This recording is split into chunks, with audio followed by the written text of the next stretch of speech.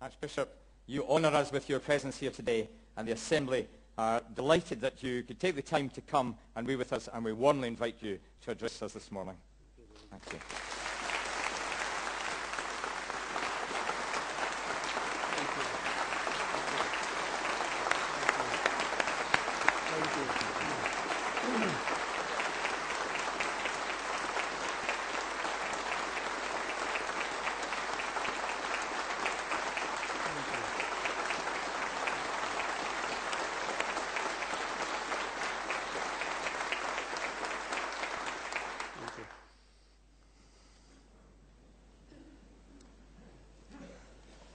Moderator, thank you so very much for the great honor of addressing this august gathering of the General Assembly of the Church of Scotland.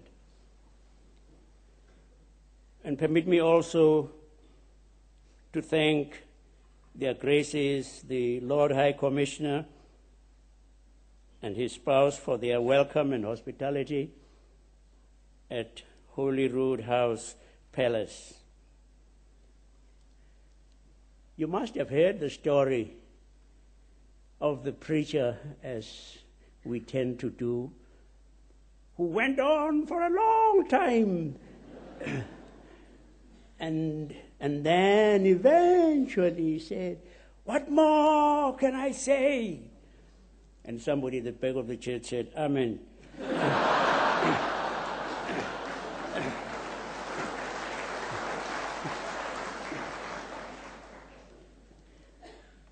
I will try not to emulate his example. There is another story that I do want to tell you.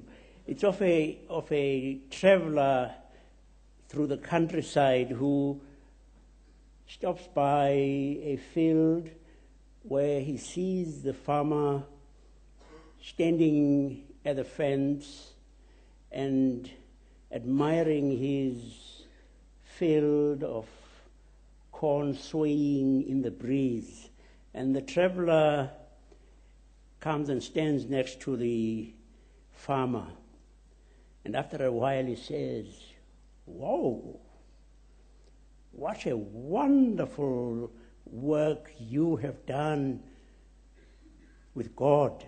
Just look at this beautiful field of corn." And the farmer kept quiet a little, took one or two puffs on his pipe and said, "Yes, but you should have seen what it was like when God had it all to himself." Isn't it just one of those extraordinary paradoxes that we have this omnipotent God who quite strangely becomes impotent in the face of the wilderness of injustice and oppression. This God does not send lightning bolts to strike down the perpetrators of injustice and oppression. God stands there impotent, waiting until there will be those who are willing to turn this wilderness into a gorgeous garden of blooming flowers.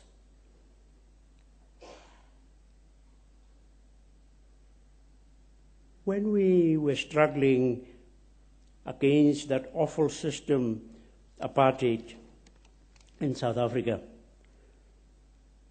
how wonderful it was to be able almost to luxuriate in the tremendous support that we received from our sisters and brothers in other parts of the world. People were willing to be arrested on our behalf. People demonstrated on our behalf. People boycotted South African goods on our behalf. People prayed held vigils on our behalf. And you here in Edinburgh were quite outstanding in that support. So that today, hey, here we are. Free because of the extraordinary collaboration that you forged with God to turn that wilderness of injustice and oppression in South Africa into a burgeoning garden of freedom and democracy. Yes.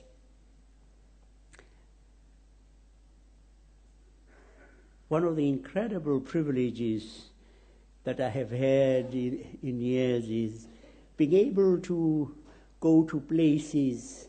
Some I have been to before, asking, please help us.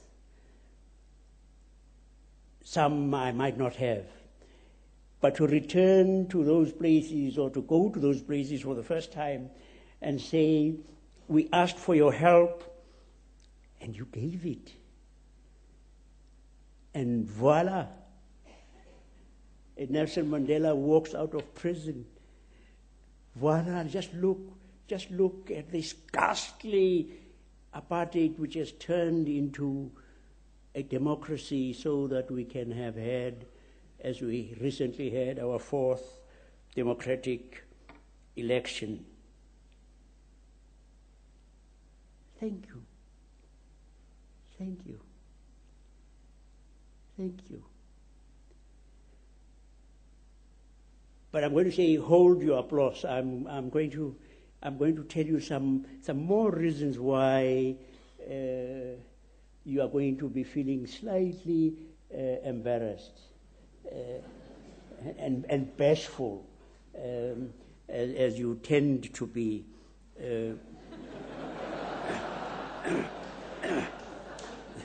The Church of Scotland has a distinguished record in places such as Malawi, Zambia, Zimbabwe, South Africa. We certainly owe a great debt to all of you as your forebears established splendid institutions of education and health such as Lovedale Institution and Lovedale Hospital. Your Kirk played a significant role in the establishment of the University College of Fort Hare, which for a very, very long time was about the only institution of higher learning in Africa. You trained people like Nelson Mandela, like Oliver Tambo. Yes, I mean, you feel very proud about those. Slightly more dubiously, Robert Mugabe.